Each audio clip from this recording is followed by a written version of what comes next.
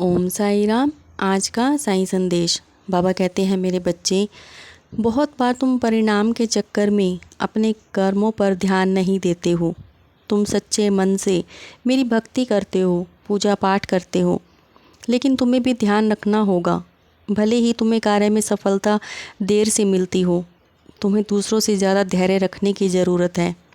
जब तुम्हें सफलता मिलेगी तब तुम सुख की अनुभूति करोगे।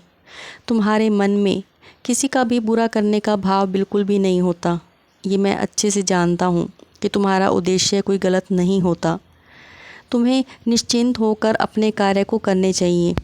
जीवन में यदि खुश रहना है तो तुम्हें उन चीज़ों पर ध्यान देना होगा जो तुम्हारे पास हैं, ना कि उन चीज़ों पर जो दूसरों के पास हैं।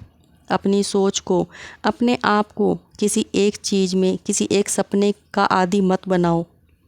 और सुनो बच्चे, जो आज तुम्हें कहते हैं कि तुम कुछ नहीं कर सकते, तुम क्या ही कर पाओगे और क्या ही होगा तुमसे, आने वाले समय में वही लोग कहेंगे कि हमें तो मालूम था कि तुम एक ना एक दिन कुछ बड़ा करोगे। बच्चे, तुम्हें कुछ बड़ा करने के लिए कुछ बड़ा सोचना होगा।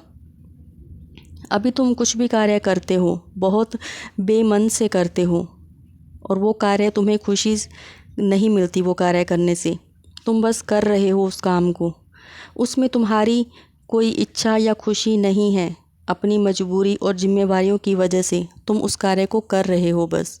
मेरे बच्चे, कोई भी काम करो उसे पूरे दिल से करो, खुशी से करो। तुम ये सोच कर कार्य करो कि इससे तुम्हें कुछ सीखना है, अपने मन पर काबू पाना है, तो ध्यान लगाओ।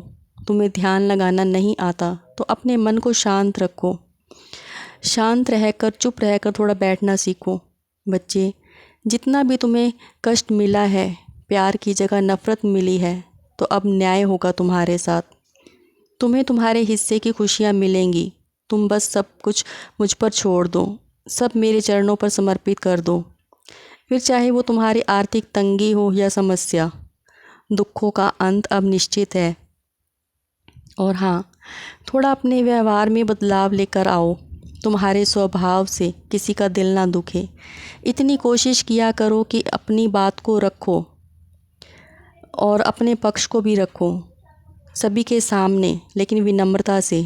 बेकार की बहस से बचो। हाँ, अगर तुम्हें मुझ पर विश्वास है तो हर समस्या से, हर परेशानी से तुम बाहर निकल आओगे। खुश रहो और हमेशा मुस्कुराते रहो। मेरा आशीर्वाद सदैव तुम्हारे साथ है।